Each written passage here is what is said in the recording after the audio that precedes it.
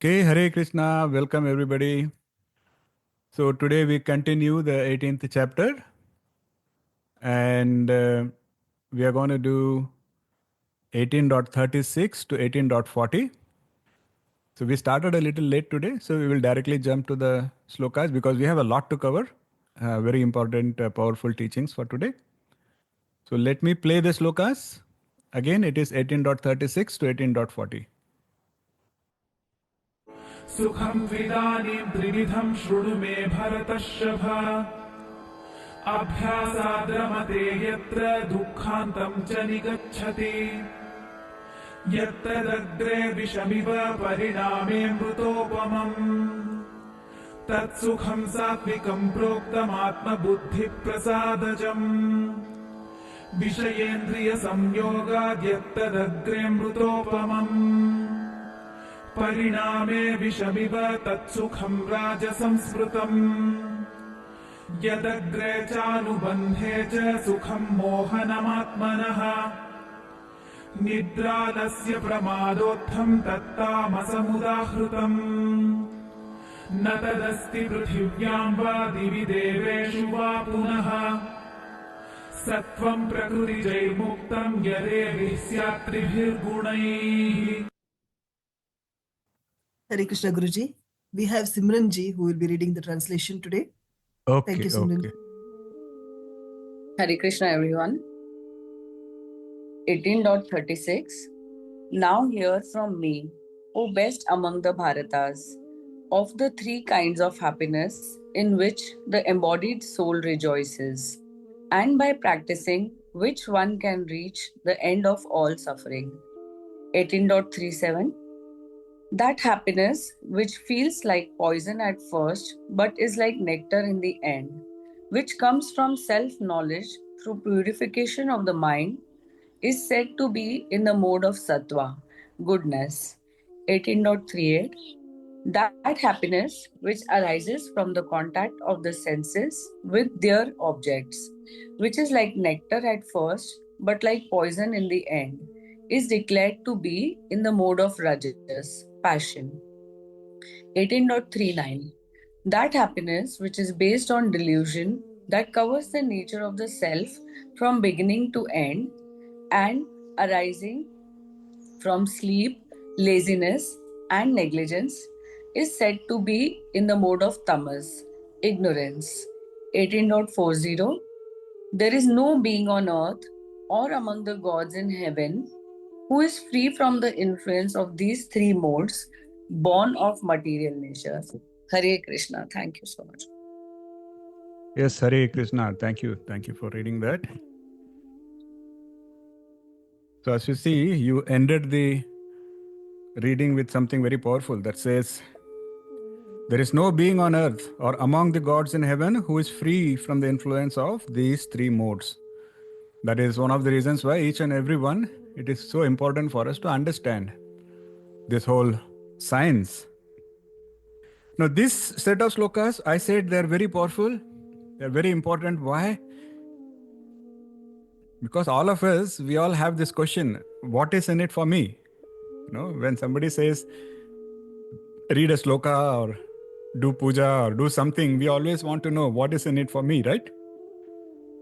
So Sri Krishna is saying, one of the most fundamental needs of every human being is happiness. Joy, bliss, happiness, they're all related words. And Krishna says, that is what every human being needs. So these verses, they're very significant. See, Krishna first spoke about karma, then he spoke about karta, then he spoke about buddhi, he spoke about dhriti. Now, after explaining all of that, after explaining how karma works and what are the influences that propel karma, and what are the influences that the person who performs the karma goes through, and then how we should use intelligence to have discernment to guide what kind of actions we should perform, and how to use dhriti to sustain it. He explained all of that. After that, now he is posing a simple question. He's saying, okay, now I taught you all of this. I taught you what is right action. I taught you, how to be the right actor. I taught you how to use intellect to figure out what is the right thing to do. And then I taught you how to use dhriti or determination to consistently do those right things. Now the question is, what is the aim of all of that? What is the purpose of all of that? See, by this point, Arjuna has already received profound wisdom. Now Krishna is addressing this question. Krishna says, I know, deep in your heart, everybody is asking what is the ultimate purpose, what is the goal. In fact, one of the people who did their introduction a few minutes ago, they said they want to understand the purpose, right? Each one of us, our soul is searching for something. And that is what makes us feel restless. No matter what we do, no matter how much we study, you can do Bhakti Sutra, you can do Narayanyam, you can do Srimad Bhagavatam. They all may make you feel good for some time, but then eventually there will be this feeling of, something is missing. I'm still looking for something. I'm still seeking for something. So knowingly or unknowingly, that seeking is for that absolute bliss. See, that is by design. And that is why now Krishna is using these slokas to dive deep. He's talking about that. So Krishna is categorizing. Krishna is saying that happiness also, just like everything else, it also is of three types. Sattvic, rajasic and tamasic. Now people are already, looking a little intrigued. They're like, oh, I thought happiness means good. See, just like, sacrifice means good. Belief, faith means good. But Krishna said even faith is of three types. Just like that, now Krishna is saying happiness is also of three types. Now let us see how Krishna is now taking us through all of that, okay, in a beautiful way. Before that, now I want to give you a little bit more information, more interesting information. So there is this Upanishad called Taittiriya Upanishad. In that Upanishad, there is a section called Anandavalli. Ananda is happiness, bliss. So there is a section in Taittiriya Upanishad which deals with the subject matter of happiness or bliss. And there is a remarkable description there of bliss. And it begins by establishing it's a very structured way, in a very structured way they approach the topic of happiness and bliss. So it starts by setting a baseline. Like anything. Let us say you have a goal. You say, I want to be wealthy. But what do you mean wealthy? I mean, wealthy for Sandeep may be different than wealthy for Ekansh. Maybe if you ask Ekansh will say, I need $10 million, then I'm wealthy, And Sandeep may say, Arey, give me $1 million, I'm happy, See, so it is very subjective, correct? So you cannot just say wealthy unless somebody defines how to set a benchmark to say who is not wealthy, who is wealthy, and who is very wealthy, correct? Just like that, this Upanishad says, instead of just saying blissful, very blissful, it is saying, I will provide a benchmark on how you can get an idea of the unit of bliss, the unit of happiness. Very, very methodical. So it is beginning by saying that imagine a young person in the prime of their life who are virtuous, who are well educated, who have a sharp mind, who have a good heart, who have determination, who are physically strong. Now, what else is remaining? I mean, pretty much all dimensions are covered, right? Now the Upanishad is saying, imagine this person also has every kind of wealth that they can imagine. See, what are they talking about? They're talking about everything a person has. He has youth, he has health, he has education, he has a good mind, he has a good heart, he has good physique, he has good looks, he has wealth, he has everything. How happy should that person be? Taittiriya Upanishad, this section says, that is the unit of happiness and it is the beginning. So in other words, this much happiness equals to one unit. It gets very interesting from now onwards. Okay. What looked like everything that you could ever possibly have, that Upanishad says that is the starting point of bliss and happiness. And then the Upanishad goes on. It says 100 times of this unit of happiness and bliss is experienced by the human Gandharvas. Human Gandharvas are those celestial musicians.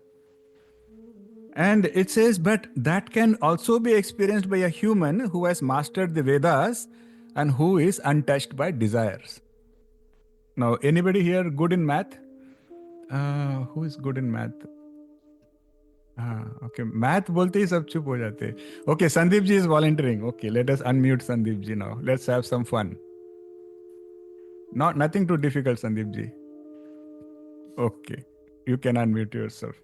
So we saw one unit is a human that can have pretty much everything that they can imagine. Health, wealth, strength, money, everything. Then the Upanishad says 100 times that is what the Gandharvas, that is their bliss. Okay.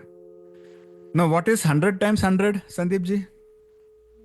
10,000. 10,000, okay. That is the amount of bliss that the divine Gandharvas, they experience. So even in Gandharvas, there is a category. Human-like Gandharvas who are musicians and divine Gandharvas. So they experience that much units of bliss. No, see, these are units, okay? One unit was a human who could have everything they could imagine. Now this divine Gandharvas can have a bliss which is 10,000 times of that. Okay. What is 100 times 10,000? 100 times 10,000 is 10 lakh. Yes, that is 1 million. Okay. So Yeah, Upanishad says the ancestors who have achieved higher planets based on the good deeds they have done, they experience 1 million units of bliss and happiness. Okay. What is 100 times a million? 100 times a million is billion. No, that is 1,000 times. So 100 times million is 100 million. 100 So million. let us say. So 100 million units is what is the amount of bliss experienced by the gods who are born in heavens. Okay, the heavenly gods. Okay. Now it gets a little more interesting. Okay, what is 100 times 100 million? Okay. 10,000 million. Yes, that is 10 billion. And that says the 10 billion units of that bliss is what is experienced by Karma Devas who have achieved divinity through doing all the right rituals in the right way. You know. And then what is 100 times 10 billion? 100 times 1,000 billion. That is a trillion. 100 times 10 billion is a trillion. He says that is the unit of bliss that is experienced by the principal deities. So there are 33 principal deities which are defined in the Vedic scriptures. So they say a trillion times. That is what these deities go through. Okay, what is 100 times a trillion? You can just say 100 trillion. So 100 trillion units of that bliss is experienced by Indra, who is the king of all the gods. Okay, now what is 100 times a trillion? 100 trillion into 100 is 10 quadrillion. It gets very funny now because even I can't pronounce it. That is the amount of bliss experienced by Brihaspati, who is the guru of all the gods. Okay, and what is 100 times 10 quadrillion? 1 quintillion. And that is what is experienced by Prajapati. Prajapati is the creator of the universe, Brahma. That is the unit of measure. And what is 100 times 1 quintillion? Maybe I'm just making it up. It is 100 quintillion because I don't have words for that. So that is the beginning level of the bliss that the Supreme Brahman, so when we say Satchidananda, that is starting with 100 quintillion times the maximum amount of bliss that any human can have. You get an idea, right? You get an idea of when we just say happiness and bliss, we don't even know how much happiness can be had, how much bliss can be had. Isn't this such a profound introduction to that topic? What is truly revolutionary about this teaching is that this Upanishad is talking about two paths to experience higher bliss. One path is through karma. This is what Krishna has also said. Krishna said, depending on your karma, you will get the right kind of wombs and you will be born in either heavenly or hellish places. So one path to gradually experience higher levels of bliss is through karma. The second path, he says, is available right here to all of us, because that karma is still like you have to first die. Then, based on your karma, you get a different womb. See, now we are already on Bhuloka. Okay, but we are talking about the bliss experienced by Bhuvaha, Swaha. But you cannot reach there in your human body. So you have to first let go of this body, and then based on your karma, you can go there. But then the second path is available even now, even here, to all of us. That path is through jnana and vairagya. Wisdom and detachment. If we practice it the right way, we can start experiencing higher levels of bliss even while being on this planet. That is why, if you see in the Upanishad, each level will say that although the Devas experience so much, although the Gandharvas can experience so much, a person who is not impacted by desire on this planet is also capable of experiencing those levels of bliss. So you should have true knowledge and you should have detachment. What is another crucial part? It's a very powerful aspect. Is the text says that what else do you need? What is the condition required for experiencing bliss? Multiple levels of bliss. It says that peace of mind is an essential foundation. It says you can have jnana, you can have vairagya, you can have all of that. But if you don't have peace of mind, then you cannot truly experience bliss. So the peace of mind becomes the foundation on which you can build as many floors of bliss as you want. And do you understand now? Is it all tying back to what Krishna has taught? What is peace of mind? Peace of mind means your mind is calm.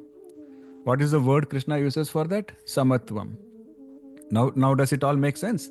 Why Krishna kept saying that you need to have samatvam? Keep practicing samatvam until you become a sthita pragya. Because what is our ultimate goal? Ultimate goal is to experience that divine. Experience that divine bliss. The bliss of Satchitananda. And we saw how many levels of bliss already exists. And then the science also says that, but in order to experience that, you need a foundation of a peaceful mind.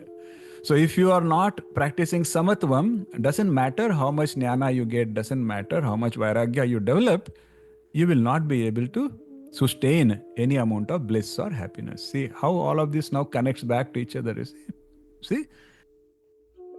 So, I will try to keep things as concise as possible without losing the essence, but because we have to cover a lot.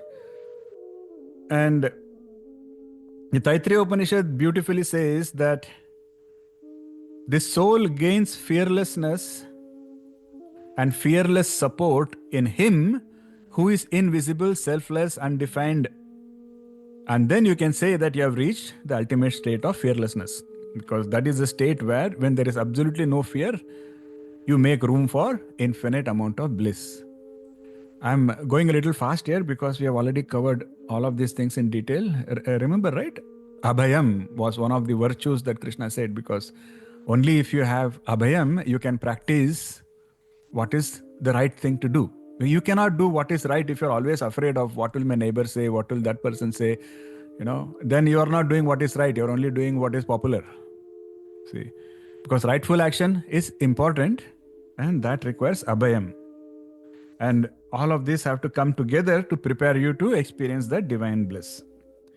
So Krishna has given, a step-by-step guidance here, and Krishna has given a threefold map of this whole joy and bliss.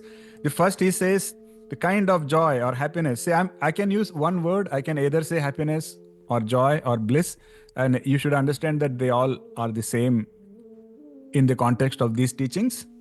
So the kind of happiness that comes through clarity and insight, which may demand effort initially, but gives you fruit later, that is the kind of happiness which is sattvic. So this is also termed as something that can feel like poison initially, but eventually turns out to be nectar.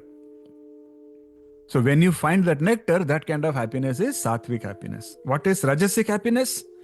It is driven by instant sense gratification, the need for sense gratification. And Krishna says very clearly, this kind of happiness, the moment you feel that happiness, you should be sure that you have also sowed the seeds of suffering. Because it may seem like happiness, but you have already sowed the seeds of suffering, and eventually the suffering is inevitable when you give in to rajasic happiness. So this is also termed as that happiness which feels like nectar initially, but eventually turns out to be like poison, the opposite of sattvic. The third, the kind of happiness or joy that you get out of inertia and ignorance, a kind of escape that we find.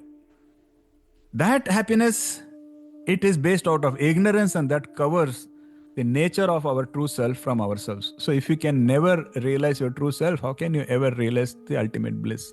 It's impossible. So that is the third kind of most dangerous kind of happiness. Now he's going to explain each of them. This is more like a trailer. He said these are the three types, and he will go deeper into each of them now. So let's start with sattvic joy.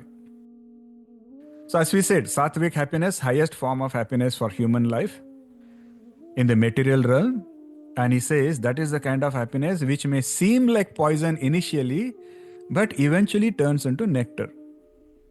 In Sanskrit, he is using the term, he says, amrutopamam, it's like nectar. Okay, and he's using the example of amla. All of you know what is amla? It is gooseberries. There are two types of amla. Even amla, there is a rajasic version and a sattvic version. The rajasic amla is a very small sized amlas. They are kattha, they are sour when you eat. But the amla that is described in the scriptures is the sattvic one, which is the bigger amla. Okay, I don't know how many of you have tried eating the amla. When you bite it, initially it will feel like what is this? It feels like bitter, pungent and all of that. But give it a few seconds and it will feel sweet later on in your mouth. Especially if you have water after that, the water will also feel sweet. You see? So very beautifully he has explained that is the nature of sattvic happiness, where initially it will feel like poison. Initially it will feel not pleasant. Just like a teacher comes and tells you, you are supposed to be regular, you are supposed to do your homework, you are supposed to do that. It doesn't feel pleasant. Correct? Or a parent telling their kid, what is the right thing to do? Don't watch too much TV, don't go out late night, don't do parties. It all doesn't feel comfortable. But if you listen, if you follow, the outcome is always going to be beneficial. So the outcome is always going to be sattvic happiness. See, that's a very beautiful thing. Amla is very important. Krishna took the name of Amla. That's why I wanted to give you a little extra context. Even in the Ayurvedic texts, Amla has been given a special place. Like there is a text called Charaka Samhita, where it says that, Vahyastapanam paramam rasayanam amalakam. So it clearly says that amlaki or amla is one of the foremost among rasayanas for promoting longevity. So if any one of you wants to live a long life, I think you should start consuming a lot of amla. And we are not talking about amla candy, okay? Because we already have missed the whole point. People dip amla in sugar and they eat it. I'm like, you missed the whole point. That amla is sattvic. It is supposed to feel unpleasant when you bite into it. And later on, by itself, it is supposed to make you feel pleasant. And if you eat it that way, it gives you longevity. There is another Ayurvedic text called Ashtanga Hridayam. There also it says, Amalaki Rasayanam Chakshushyam Vayahastapanam. It says, Amala is a rasayana and it is good for the eyes and it promotes longevity. I just gave you two examples. There are many such examples in Ayurveda where Amala has been, praised a lot. So what does it mean? Initially, it feels like poison. That is talking about the efforts you require, the self-discipline, the restraint. And the sweetness later on, or the nectar that they talk about later on, that talks about the fulfillment that follows. Like if you study hard, studying never feels pleasant, especially if you have to study late nights, if you have to wake up early. There is a lot of hard work. It doesn't feel pleasant. But when you finish the studies, when you get good grades, And when you are appreciated by your school or college, and then you start getting offers for a good job, then it feels blissful. That happiness is like nectar. You see, so we can give a lot of such examples, but I hope you kind of got the point. Just like an athlete, a dancer or a singer or an athlete, all of them go through tremendous amount of self-discipline and practice if they have to succeed. Who likes waking up early morning and then going for a run just as practice? Nobody's watching, nobody's clapping, but you still do every day, day in and day out. But then that helps you eventually go take part in the Olympics or whatever marathon you want to take part in. And when you finish that, the happiness that you get, that is fulfilling. And because it is fulfilling, it is called a sattvic. So you got the idea. Let us go to the next, rajasic joy or rajasic happiness. Direct contrast, where things that taste like nectar initially, that is what most of us are running behind in life. We want something tasty, something comfortable, right? Something that gives me pleasure now. And Krishna says, but those things will eventually turn to be poisonous. These are all laws. You cannot escape all of these things. So the opposite. Your job is to study. Studying feels like a, poison. It feels like, my friends are all having fun. I'm waking up in the morning. My friends are partying. I'm sitting here late night. I'm studying. It feels like a hard work. It feels not pleasant, right? But what is pleasant? Dekha jayega. We will see tomorrow. Now let me go party. Now let me have fun. Let me enjoy. Does that not feel like something that gives you joy? That is rajasic happiness. Why? Krishna says, because you have already sowed the seeds of sorrow right there. Because you keep doing that, there is no way you are going to do well in the exams. What is going to happen? You are going to fail. Or you are going to get mediocre marks, which are not going to help you in any way in your life. And there the sorrow will come. And that will feel poisonous. Just like that, what is good for health? Wake up early. Go for a jog. It doesn't feel what feels pleasant, what feels happy. Oh, let me be in my rajai. Let me sleep for some more time. My mind will give me all excuses. Oh, yesterday you stood for 1 hour extra. Yesterday you did extra work. Somehow the mind will give you all these excuses and it feels very comfortable. You feel happy. You feel blissful when you are in that rajai, sleeping away. Correct? But Krishna says you have sowed the seeds of sorrow right there. Because when you are very young, it may not impact you. But as you keep aging, these kind of bad habits will eventually manifest in unhealthy manifestations. So you get the point. Just like that junk food. You tell a kid to eat a carrot or a broccoli, they will make faces. But you give them pizza, you give them burgers, they are very happy. And that is rajasic happiness because it may feel good initially. What happens eventually? You know what happens. Obesity, inflammation, diabetes, there's an endless list of things. That is the nature of rajasic happiness. So we need to really, really use our discernment. Now, does it make sense why Krishna is talking about this after explaining about buddhi and dhriti? Because what will help us even determine whether this happiness I'm seeking is rajasic or tamasic? That is your discernment. And discernment comes through buddhi. So previously Krishna explained about buddhi. Sattvic buddhi, rajasic buddhi. Remember? So after explaining, now he is coming here and saying how to use that buddhi. And it is not enough if you just say, today you are feeling all like, motivated. So you go home and you set an alarm and tomorrow morning you are up at 5 a.m.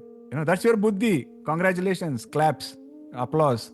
But what happens day after tomorrow? Are you able to continue that? There you need dhriti.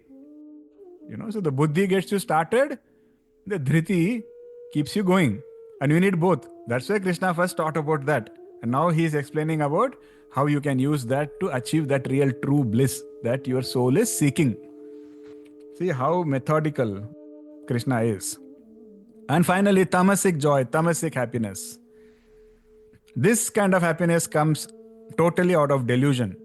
Delusion, laziness, negligence, all of this.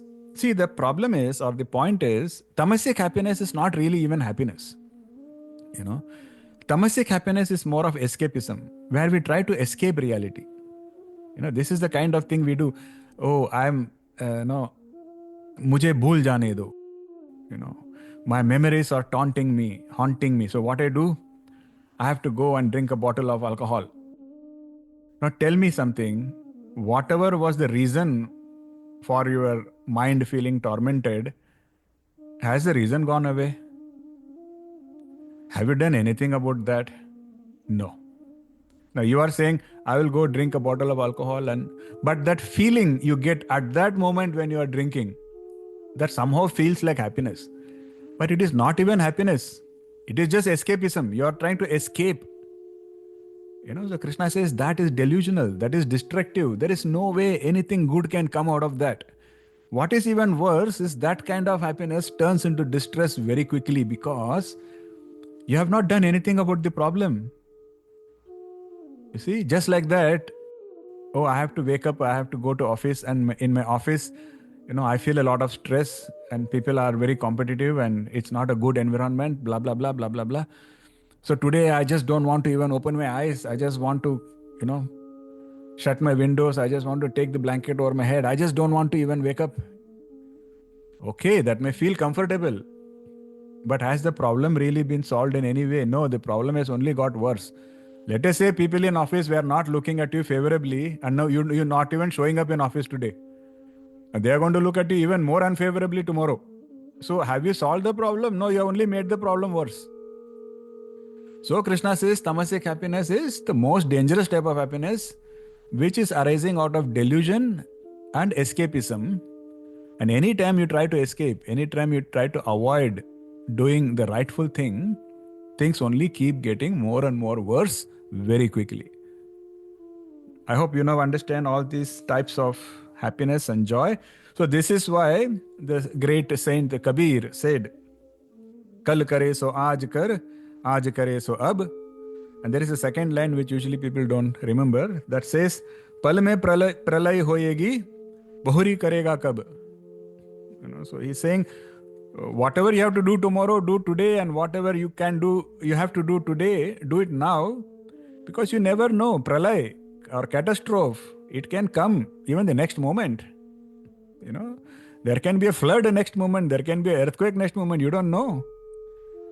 Your life will end. Then what you will do? Because you have not done what you wanted to do. You see? Does it ring a bell? Does it remind of any other lesson that Krishna taught? Anybody remembers? Okay. Simranji seems to remember. Yes, Simranji? Kale can be soon, so we have to do everything. Excellent. Now. Please give her a round of applause. This is exactly what Krishna said earlier. Antakale. It's not in your hands, but it is guaranteed. Antakale is not deterministic in the sense that you don't know when it will come, but it is deterministic in the sense that you know it will come. So prepare. So don't say that I will practice taking Krishna's name when I'm 40 or when I'm 50. How dare you think that way? Who gave you that guarantee that you are going to be there for 40, 50 or even the next 5 minutes? So as Kabira says, do it now. Why we are talking about it here? Because otherwise, not doing what you are supposed to do and postponing it, that feels good. But that is tamasic. Why it is tamasic? Because you are avoiding what needs to be done. You see? So, very, very important. Then we talk about choosing between true good and superficial pleasure. So all of this, what is the underlying? Many of you may have already figured it out. This is what Krishna taught earlier about Shreya and Preya. And here he is going more into detail and he is categorizing things into sattvic, tamasic, rajasic. But a while ago, Krishna has already said that, choosing between the comfortable and good is not easy. How you can do that? Only when your buddhi is working in your favor. So how can the buddhi work in your favor? We saw it in the previous session where he spoke about how to make sure your buddhi is sattvic. Okay, and how to make sure that you are always choosing Shreya over Preya? Dhriti. Where you have figured it out, now make it a habit. So buddhi and dhriti, put it to use. Always choose Shreya over Preya. I think you have already cracked the code then. And then you will be on the path to fulfilling your ultimate goal. I mean, I know I'm repeating it many times, but some of these are the key lessons, absolute key, without which, studying the entire Vedas or Upanishads, they're not really going to benefit us or help us. It is like saying, I'll build 100 stories made of glass and gold and all of that, but my foundation is so weak. I mean, what is the point? None of it is going to stand, Okay, so after explaining all these three types of happiness, then Krishna is revealing a profound truth in the last verse, where Krishna says that nothing in the world is free from the influence of these three gunas. Every experience, every form of happiness, they all exist as a combination of sattva, rajas and tamas. So then that raises an essential question. The question is, if even sattvic happiness remains within the realm of gunas, if even sattvic happiness is under the influence of a guna, is there any happiness that transcends all gunas? The answer is a resounding yes. And that, Krishna says, is what is the real ananda. That is what is the real bliss, which comes when you are able to transcend these gunas. Who remembers the word Krishna used for this? Transcending the guna, the person who has transcended the gunas. Okay, we have. Yes, Deepaji? Gunadita? Yes. Very happy. Very happy. People are remembering things. So that is where Krishna already said you have to be a gunatita. Because now he's telling you. He's telling you that I've explained all of this to you. So now you know which happiness is sattvic, which is rajasic and all of that. And then I'm telling you that the actual ultimate bliss comes when you are able to experience that happiness which is beyond even sattva. But how can you experience something which is beyond sattva? Is when you yourself have figured out how to rise above the gunas. So when you become a gunatita, that is when you will open yourselves up to the ultimate bliss, which is beyond all gunas. And that is the goal. Your soul knows it is the goal. Your brain doesn't yet know. But your soul knows that is what it needs. That is why no matter how much you study, no matter how many books you read or how many yoga asanas you do, you don't completely feel completely fulfilled or completely satisfied. A human being doesn't feel that way. There always feels that something is missing, And we try to fill that gap using all material things. Maybe I need another new car. I need 10 more dresses, or I need, another boyfriend or another girlfriend or whatever friend. And it doesn't, you always come back. You always come back after a period of time. It is always, again, I'm missing something. See, what we have today, most of us in this room, if you look back at life, maybe 20 years ago, this was your dream. Like, we had very simple dreams. I wish I could clear my 10th grade. That was a dream. I wish I could go to college. I wish I could get a degree. I wish I could get a car. I wish I could get a job. I wish I could get married. I wish I could get a child. Were they all not dreams? So today, what a lot of us have was some big dreams that we had many years ago. But are we feeling completely fulfilled? Are we feeling completely... Why? But this is what you dreamt of. See, this is called, proof by induction, or you can use any other scientific term you want to use, that says that look at where you have come, what the journey has been. That is indicative of what your journey is going to be. If I have achieved whatever I wanted to achieve 20 years ago and still I'm not fulfilled, what makes you think you will be fulfilled when you achieve whatever you want today, 20 years from now? It's going to be the same. You're going to stand at the same junction 20 years from now. Today you may have big dreams, bigger dreams, right? I need a bigger car, I need a bigger mansion, I need retirement, I need pension. What not? Think about whatever you want to think. 10 years, 15 years down the line, you will have all of that, and you will again be at the same junction where you will be asking yourself, why am I not feeling fulfilled? And that is why we are talking about all of this.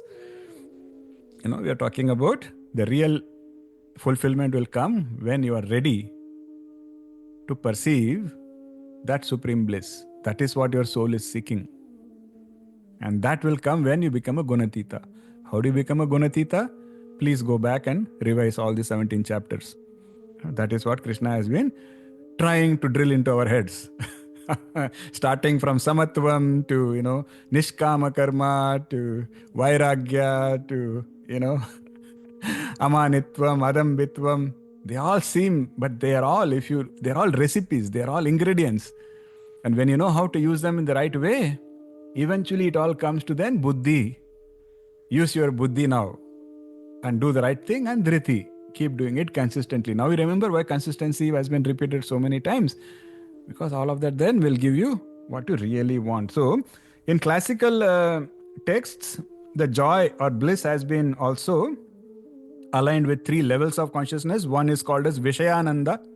Vishayananda means sensual joy that comes by our senses. You see something beautiful, you smell something nice, you touch something soft. Those kind of happiness is Vishayananda, the gross level. The next level of happiness is called Vidyananda, which is intellectual happiness, intellectual joy. That comes when, you use your intellect, you get more wisdom, and you are able to answer some key questions in your head about life or about whatever. That kind of happiness is the next level of happiness. And then the third level, he says, is Brahmananda, which is spiritual joy.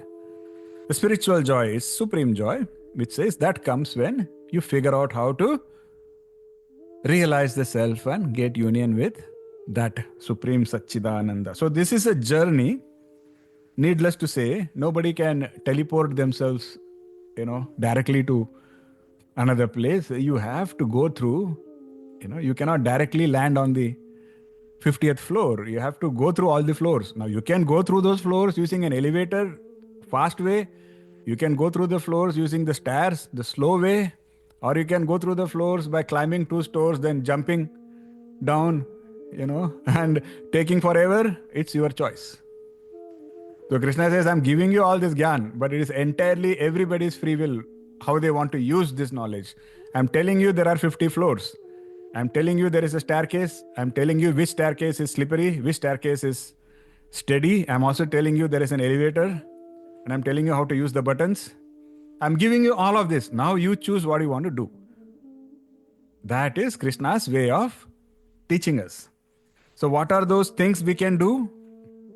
The right things: meditation, chanting, taking the name of God, selfless service, devotion, all of this. Is it enough to do it just tomorrow? Is it enough to do it just on a Sunday?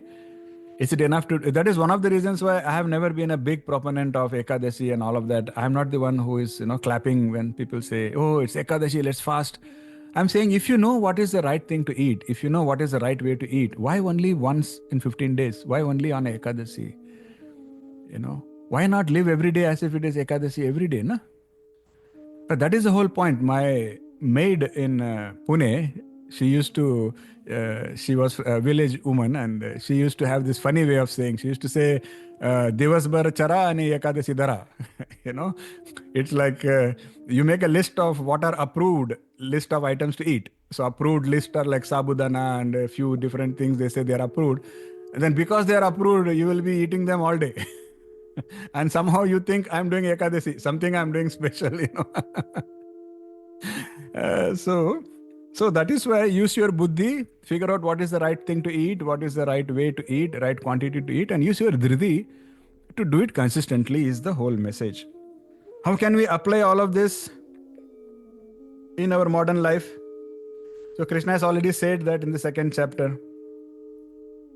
Buddhi yukto jahatiha pe sukruta dushkrute tasmad yogaya yujyasva yogaha karmasu koshalam. He said, one who uses their wisdom to practice the science of work without attachment, they can get rid of both good and bad reactions in this life itself. Therefore, strive for such yoga, which is the art of working skillfully with proper consciousness. Way back in 2nd chapter, Krishna already covered this. So what Krishna is teaching us there, he says, true wisdom will liberate us. Liberate us from what? From attachment to outcomes. And free us. Because that attachment is what causes bondage.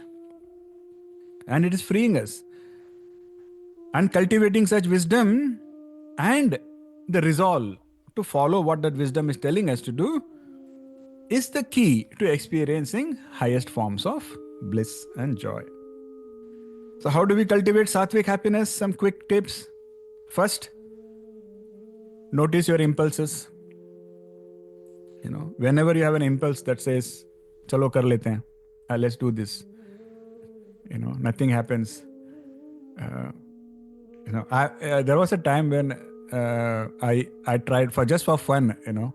I tried making a list of all these excuses that comes in my own mind, and also the kind of excuses that comes in my close friends, who I used to spend time with. I used to find it funny, and so I started making a list. And after a few months, when I went through the list, it was just hilarious. Like hilarious as how the mind plays so many tricks. So many tricks on us. It will talk about, suddenly culture becomes important. I had a friend, and he just couldn't resist wine. He would have issues later. He will have headaches for whatever reason. His body was not happy with wine. But he will try staying away, but eventually he will again want. And when his close friends will taunt him, he will say, "Abey, you get these headaches too. What do you want?" He said, "No, yaar. I mean, I cannot avoid it forever. In my culture, it is accepted." And I'm like, wow.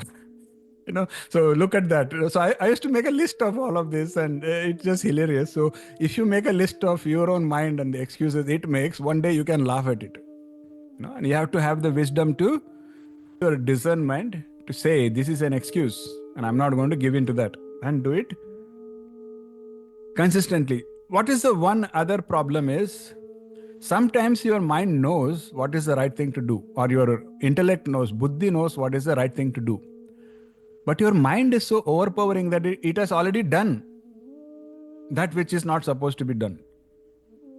Even simple things like, somebody is telling you something which is not pleasant. What is the first reaction? Your buddhi knows that, if a dog is barking at you, you shouldn't bark back at the dog. Will you do that? Hopefully none of us does that. Hopefully, none of us barks back at the dog. Because we have. But then when somebody says something harsh to us, don't we immediately want to reply back in a harsh tone? The buddhi knows that is not helpful. But even before the buddhi can tell you what is right or wrong, the mind has already taken control. You have already done it. You see? And a lot of our problems, a lot of our social problems, they all arise out of that impulsiveness. Just like that, somebody keeps a glass of alcohol in front of you. The buddhi knows it is not going to be good for you, but your mind has already overpowered you. You already started taking a sip, and before you realize the glass has gone down. So what is the message here? This is where we spoke about the pause. So if you want to always have sattvic joy, if you want to make sure you don't give in to any of those negative impulses, continuously practice the pause. You want to say something impulsively, pause. You want to do something impulsively, pause. You see what I mean? Very, very powerful. Okay. There are a lot of such points. I'll give it to you through my notes that I hope you all read my notes, because there are a lot of things I put in my notes that I don't necessarily talk, because I have to be conscious of the time also. A lot of you have other chores, but please go through. And one more other point for cultivating sattvic happiness is simplicity. Simplicity basically means avoid excess and avoid too complicating your lives. And this is what Bhagavad Gita, Sri Krishna spoke earlier as yuktara viharasya, which is moderation. How many of you remember? Moderation in eating, sleeping, recreating. Yes, okay. So some people remember. That is where Krishna spoke about that. That is basically one of the ways of making sure you are always aligned with sattvic happiness. And another very important, maybe one-liner I can give you that you can all write down if you want, is shift your focus from self-gratification to selfless service. Whenever you have to make a choice, always ask yourself, whatever I'm running behind right now, is it for self-gratification? If so, let me try to replace that with something which is selfless service. Very powerful technique, and that will help you all in a big way. Some of you, again, I am not a great guy. I am not a Swami. I am not a Baba. I am nothing. But there are some things which have worked for me. And those are the things which I'm very passionate when I talk about it in this class. Some of you may know, some of you may not know. I don't know if. Okay, I'll just say that there are at least a few people in this group whose husbands, the group here in Vancouver, whose husbands had created a group. I even forgot the full name of the group. Some Boys of Vancouver or something. And this was almost 7-8 years ago, I think. And they had said the goal is we should all meet at least once a week.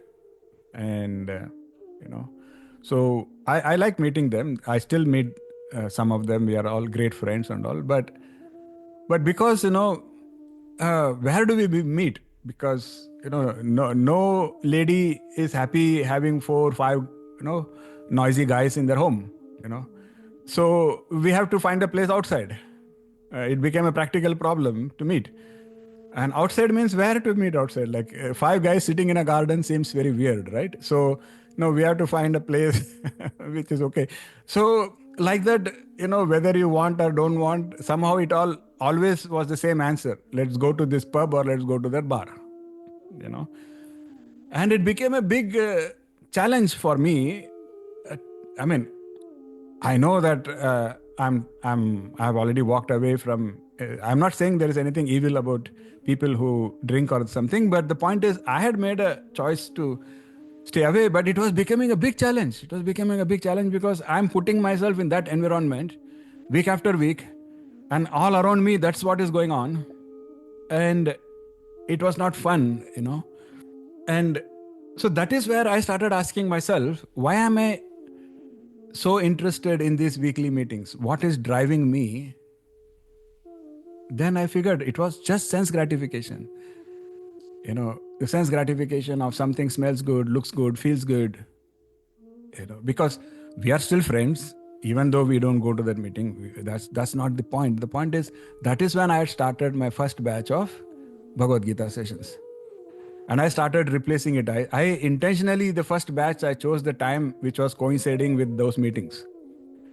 And so I didn't give myself any room. And then I told my group, I have this session, so I'm sorry. So this one-liner I gave you now, shifting the focus from sense gratification to selfless service, it's a very powerful technique. Because selfless service, you can always prioritize. Your mind will also support you and society will also support you. If you tell your friends that you are doing something for society, you are doing something which is good, if they are your friends, they will not stop you. See, so try this, that one sentence, that one line can be a very powerful tool for all of us. Okay. Second, recognizing rajasic traps. We just spoke about how to get into sattvic happiness. Second is, I'm telling you how to avoid these rajasic traps. First one, we already spoke about anything impulsive. Anything that you are doing without giving a pause is a trap. Okay. Second is all of these technologies, we call it the digital dopamine.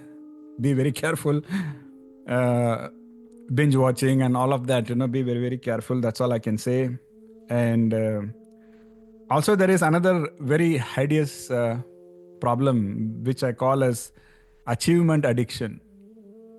People who are successful, it's a problem. Because success becomes an addiction. Success doesn't become an addiction. The recognition that you get with that success becomes an addiction. 4 people clap today. Now you are hungry for that clap. Now you will do anything to get 4 more claps. And then if people don't clap, then, something is missing. You see, that is the achievement addiction. And that distracts you completely. That takes you on all rajasic paths.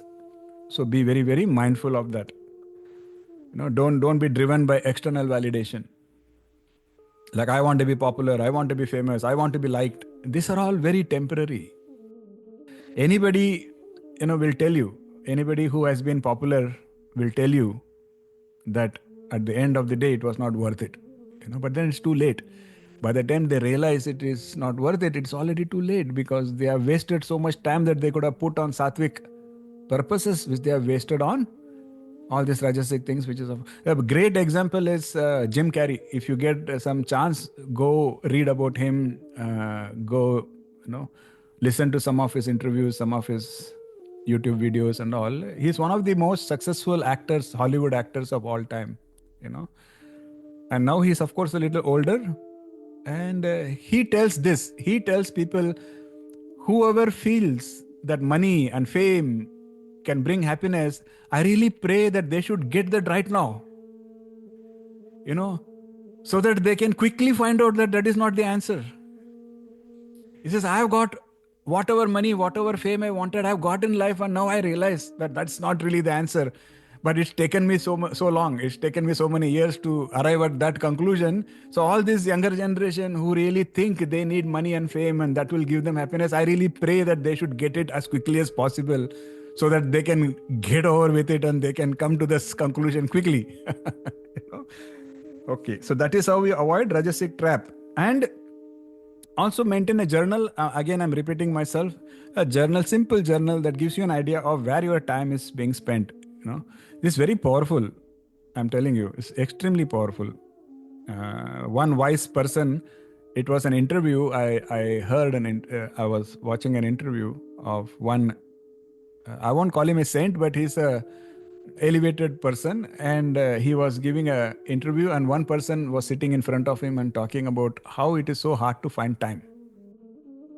And so this elevated person then categorically dismantles that whole illusion of lack of time. He says, okay, tell me something. How many hours of sleep do you need to have a healthy life? He says, okay, take 8 hours of sleep. He says, actually, according to Ayurveda and according to yoga, 6 hours is more than enough for a healthy person. But let us say you want 8 hours of sleep. Okay, take 8 hours of sleep, gone. You still have how much time remaining? Just 1/3 is gone, na? You still have 16 hours remaining. Okay, let's say you are a very hardworking guy. He says, I don't know anybody in my personal life who works non-stop for 8 hours. Okay, but let us assume you are that extremely hardworking, ideal person who is working non-stop for 8 hours. So another 8 hours gone. Okay, 16 hours gone. He says, and then let us say you eat 3 meals a day. You are a very wealthy person. Okay, and let us say you need half an hour for each meal. So 1.5 hours. He says, take 2 more hours. He says, you have slept all you need to sleep. You have worked all you have to work. You have eaten all you have to eat. He says, that still leaves you with 6 more hours. What do you mean it is hard to find time? I'm, in spite of doing everything, I still see 6 more hours that you have in your pocket. Where is that going? And that guy becomes very introspective. He's like, yeah, what am I doing really? Where does that time go? So like that, if you maintain a journal, if you introspect, you will see that it is those small, escapes, the small things that we don't account for, they take up all our time. Like, my legs are tired, let me sit for some time, that's okay. But do you just sit? No. You have to have your, best friend in your hand, that mobile. Okay, let me just quickly check Facebook. Oh, let me check Instagram. Let me do this, let me do that. Oh, this is interesting, that's interesting.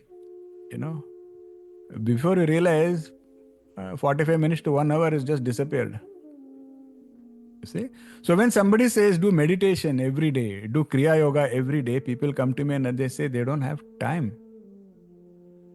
But if they maintain a journal, they will themselves realize that they can make time if they just are more mindful. That is all we are asking here. Okay. Shreya versus Preya. So we spoke about sattvic, we spoke about rajasic. How do you overcome tamasic tendencies? One of the most important things, procrastination. Procrastination is not rajasic, procrastination is tamasic. Anytime we say you are supposed to do something but you are pushing it off to another day, that is tamasic, because inherently what you are doing, you are avoiding rightful action. And anytime you are avoiding rightful action, that is tamasic. Okay, and procrastination will always, this has helped me big times in my life. I used to be a big time procrastinator as a young kid.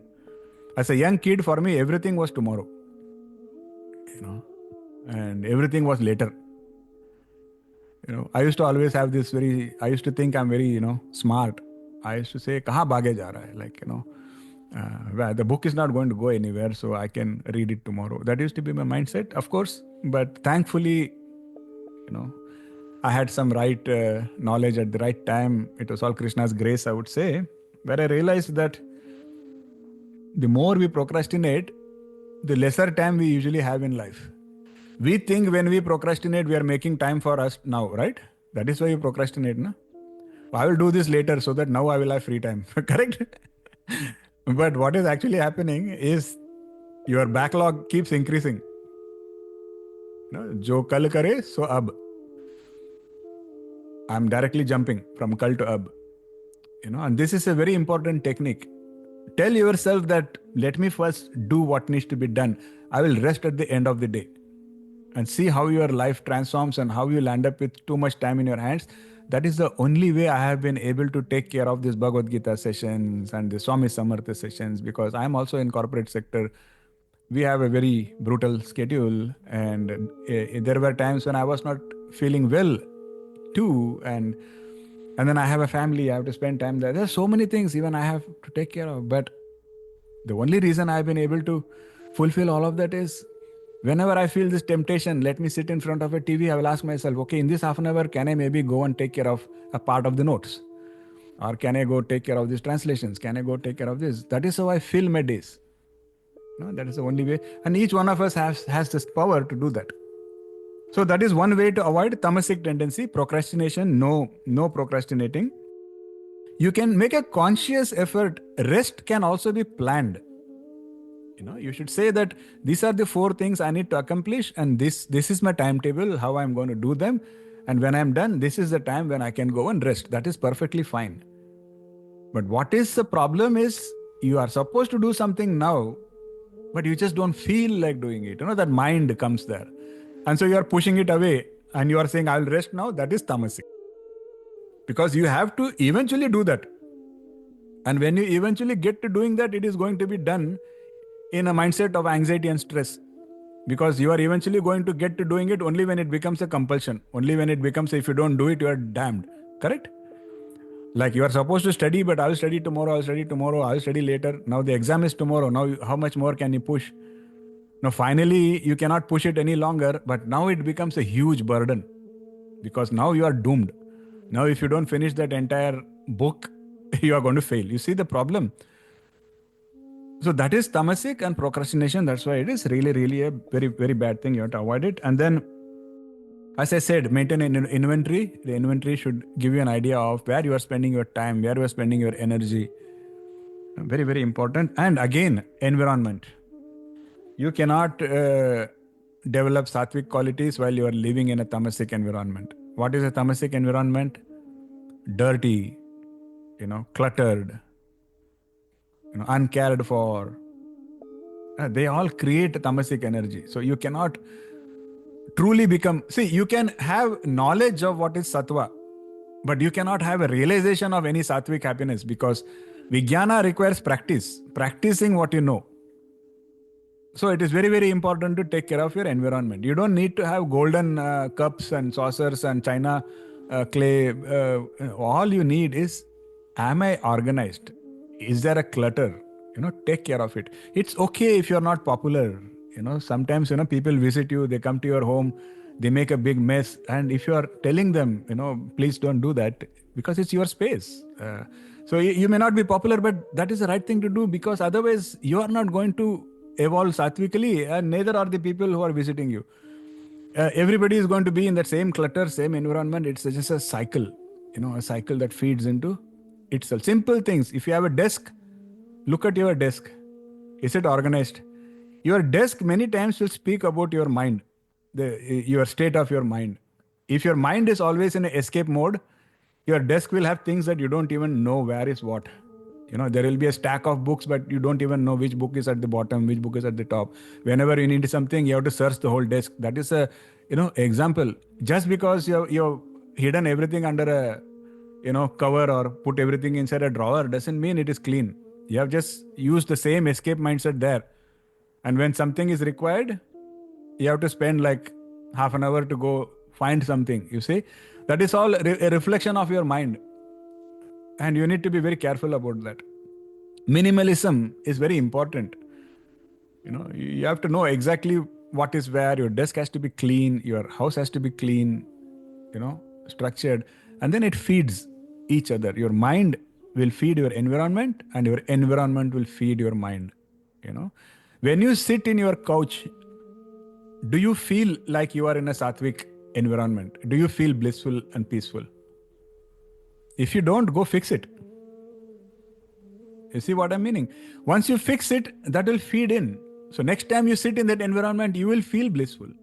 You see the point? So it's a positive cycle. And the inverse is also true. You are not feeling good in your mind and you are reflecting that in your house. Everything is a clutter. And then when you are sitting in the clutter, how will your mind feel peaceful? Your mind is going to feel even more disturbed. And that cycle continues. So how do we apply all of this? Instead of ending for example, I'm giving a few tips. I'm not judgmental. This is not prescriptive. It is just a example. For example, let us say you had a stressful day and your mind is telling you that I'm very tired, which is valid. But then what do you do because you are tired? One choice,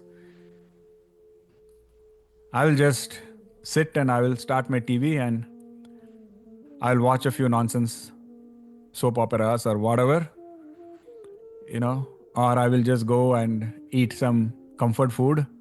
I deserve it because I worked hard. So let me go eat some junk. Let me go watch some crap. Possible. That is one way. What is the other way? Tell your mind what I really need is rejuvenation. So why don't I go for a nice walk in the cool breeze? Trust me, it will actually make you feel rejuvenated. Or why don't I just, sit peacefully and listen to some meditative music? Maybe some meditative ragas or maybe why don't I just close my eyes and try to do some nam japa? So many choices exist. It's a matter of which one you choose. That's going to determine which way you go. You see? That is the whole point. Second, rather than seeking validation, especially social media validation, is a complete waste of time and energy. It is vapor. It is absolute vapor. There are people who have like 10,000 friends on Facebook, but they feel so lonely. So wasting time and energy to get that kind of validation from people is pointless. At the end of the day, you should be happy from within. You should be peaceful from within. So that doesn't come from validation. That comes through introspection and meditation. So that's the choice that you have to make. Invest in personal growth. Very, very important. And finally, instead of addressing difficult challenges, difficult situations, instead of addressing them through escapism, confront. See, if you look at it, this is exactly how the Bhagavad Gita began. Arjuna was faced with a huge challenge. He was faced with a huge burden. He was going through mental diarrhea. And what was his natural reaction? I'm going to escape. I want to throw down my arms. I want to give up. I just want to run away. I don't want to even fight this battle. And his mind was playing so many tricks, justifying why what he was trying to do was right. His mind was saying, hey, they are your neighbors. Hey, they are your friends. Hey, they are your relatives. How can you do that? His mind was playing all the tricks. Correct? His mind was telling him what is pap, what is punya. That is when, Krishna had to taunt him. That, wow, you are talking like a pandita. But see how you are behaving. You see the problem, right? That is how Bhagavad Gita began. When faced with challenges, when faced with obstacles, a natural tendency of the mind is to find an escape path, is to find an escape route. What are those escape routes? Comfort foods, alcohol, too much of sleeping, not facing the challenges, procrastination, binge watching. These are all escapisms. And so catch yourself when you give into any of that, because they are not going to solve anything. They are only going to make matters worse for you. So use your discernment and then use your dhriti to bring yourselves to do what is right. Confront the enemy. don't try to run away, don't try to escape. Because escaping, there is a saying in Texas which says that you can run but you can't hide. How long will you run? Eventually your problems will catch up with you. And when they catch up, they will usually be much bigger than when they started. So may each one of us walk the path of true happiness. I hope you got a good idea of what true happiness is. My blessings and best wishes so that we all prepare ourselves and be open and receptive to experiencing that ultimate bliss and happiness in our lives. Om Tat Sat, Hare Krishna. Now I can open the floor. Any questions, comments, criticisms, you are most welcome. But I hope you will practice the pause before you. Yeah, go ahead. Anybody wanted to say anything, share anything? It was, yes, Smitaji. Guruji, this was a very good session. I had one question.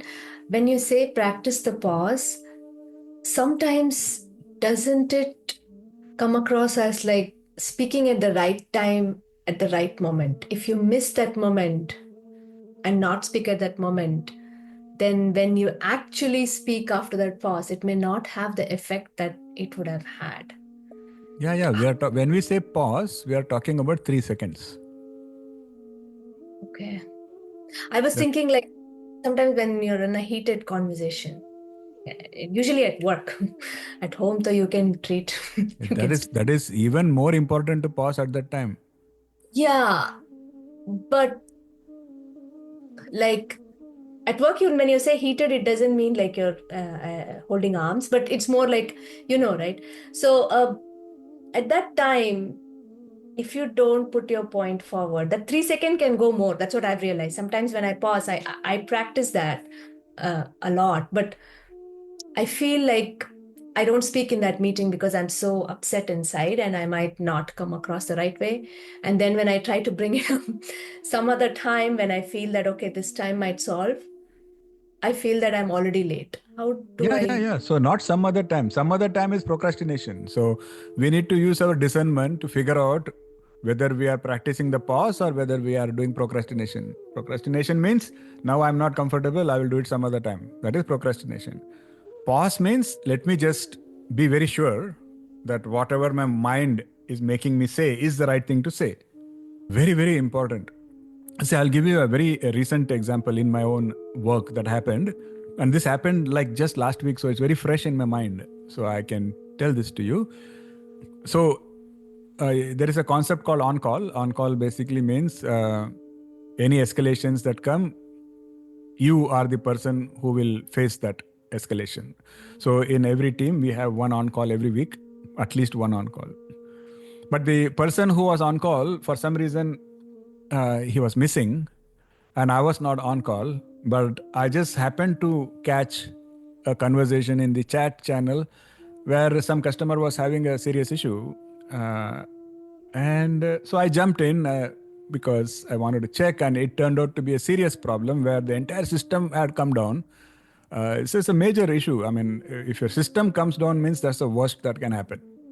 And if a customer is telling you that the system is down, that is very embarrassing, especially for a big company, for a big corporation. So it quickly became a very intense kind of thing. And I spent almost 5 hours trying to resolve that whole thing. And this thought kept annoying me. Where is my on-call? Where is the guy who's supposed to be on call? And why is that person not responding? And he's a senior guy, actually, very senior guy.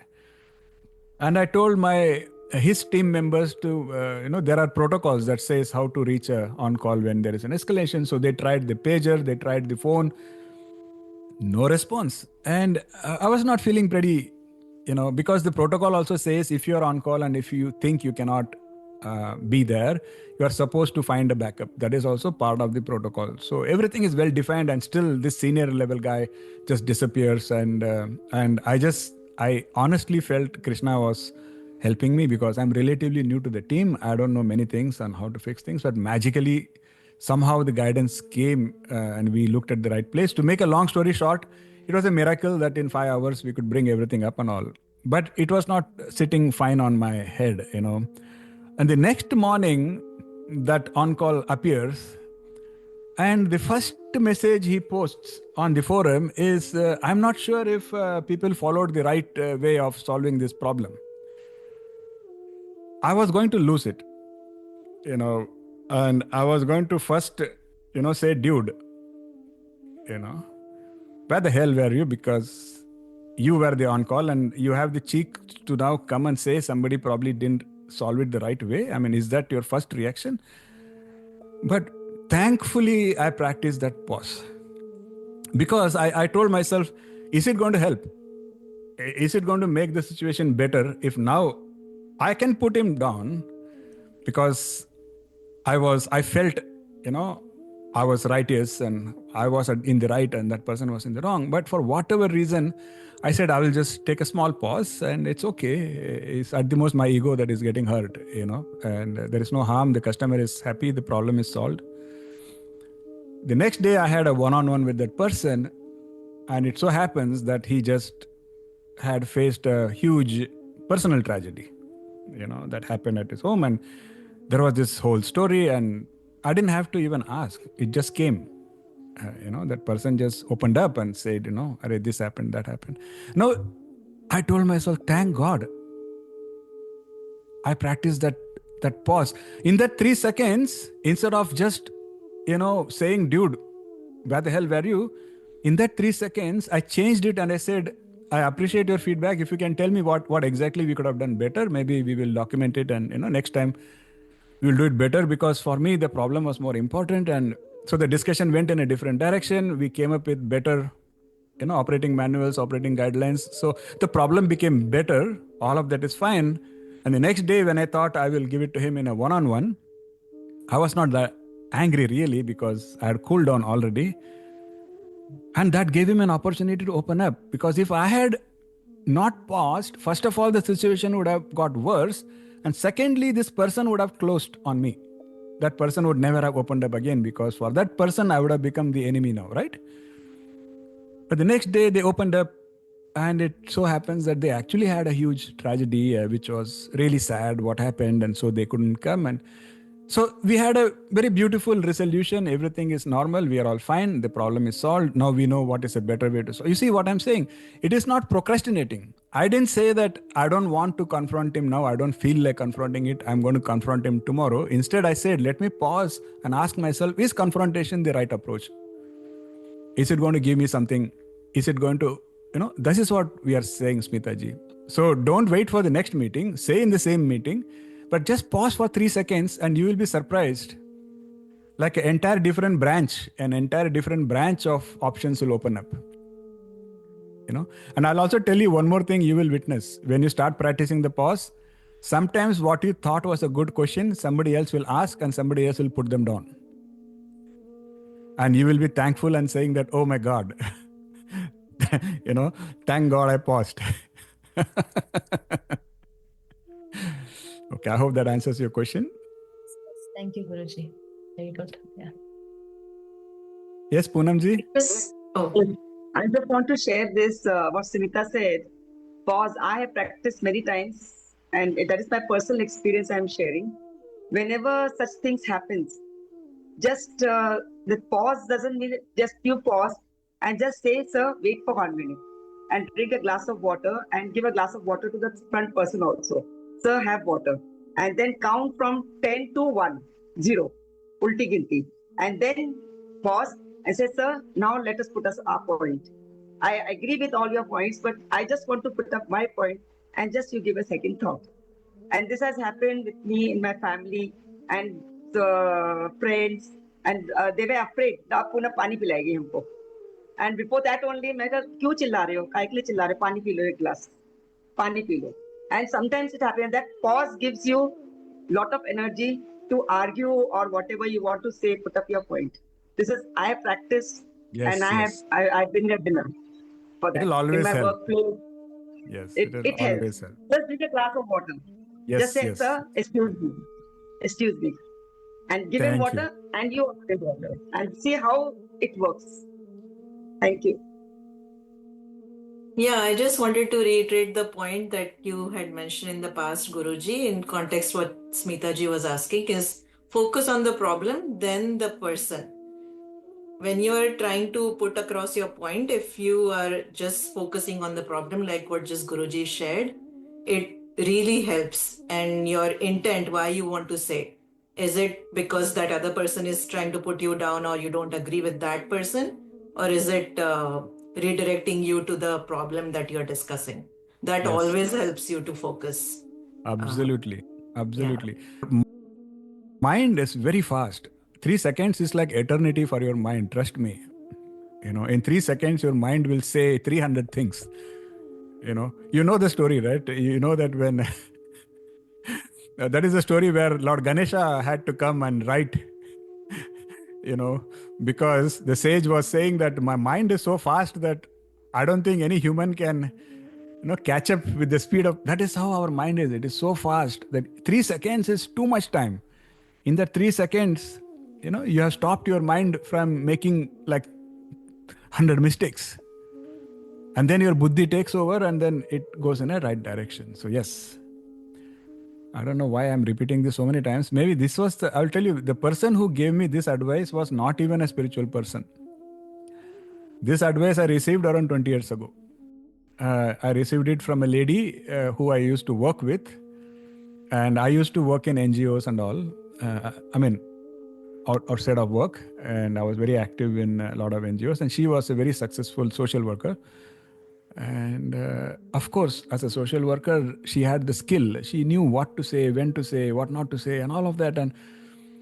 And I was the opposite in those days. 20 years, 25 years ago, I was exact opposite. Like, I could not really, I always only thought, this is the right thing to say, so I have to say, there was no this thing of, and I still remember that day, that moment, I was going to say something and she looked at me and she said, pause. And I was taken aback, like, and then I asked her, what is this deal? What are you telling me? What is this? And she said, I really want you to just practice this. Before you say something, pause. Just pause. And very surprising. And I'm sorry, I know it's already very late, but I told you, right, your mind, whatever is inside, will manifest everywhere outside also. In every area, not just what you say. Because I was a very impatient guy, and when I met Kalpana around 25, 28 years, I lost count, maybe 28, 29 years ago when I met her first. It was during a program where, met means when we actually started talking and all, we were preparing for a musical event in my company, and I was the guitarist, and she was the vocalist, and we had another guy who was the tabla player, and you can ask her. That guy used to get annoyed because I was so impatient that I will go into the lead section and he will yell, pause, pause. He's like, my tabla is not yet caught up there, and you're ahead of the beat. And that is what I still remember. It rings in my head, whenever I pick up the guitar, I remember him yelling, he will say, pause, pause. And a few years later, the same thing happened when this other lady friend, yelled at me, pause. And those memories came back to me, and I'm like, why is everybody asking me, yelling at me to pause? What is going wrong? But then I took it very seriously. I did a lot of introspection. I said, then I tried practicing it, and then the magic happened when I actually put it at work and I actually practiced it. 3 seconds, that's all, Smitaji. 3 seconds of pause. Okay, thank you so much. Hare Krishna. I think it was a fun session. And thank you all for sharing your experiences, asking questions, participating. That's what this satsang is all about. And next time I will talk less, I promise. And you will all talk more. So come prepared with more questions next time, okay? To us, Guruji, all what we say about these things, because it resonates so much with, because a lot of people work and a lot of people meet different difficult people at work. So when you give your personal examples, it kind of like a bulb will click. Okay, I did it this way. I think I should have done it this way. Though I know I should have done it that way, but my mind was so fast, I responded it this way. And then it was I was not at peace. I was like, something is wrong, because even after I gave that response, I was not happy with that response. I should ideally be happy because I did that response, right? And that is because I think it was so fast before my wisdom could take over. So it happens. So when you tell this, it will just click like a bulb. Even though we know that, we already know, because we've been in these sessions for like, I think it's been Yes. 2 years now. I started 2023, I think we started.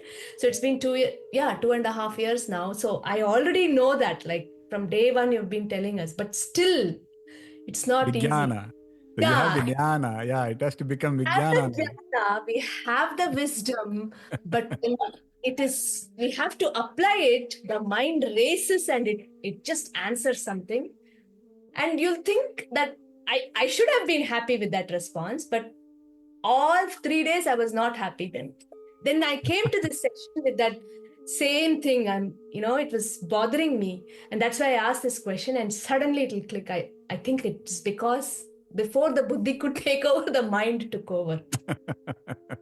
That's Yeah, that's beautiful. Yeah, Krishna gave you the answer today. So yeah, that's what I was like, I was that's why I put a heart symbol, because it was so beautiful the way you actually shared your personal experiences. Thank you so much. Hare Krishna, Hare Krishna. Thank you, everyone. See you all in the next session. Hare Krishna. Thank you, Guruji. Hare Krishna. Hare Krishna. Hare Hare Krishna, Hare Guruji. Krishna. Hare Hare Krishna. Krishna. Hare Krishna. Hare Hare Krishna. Krishna. Thank you. Hare Krishna, Guruji. Hare Krishna.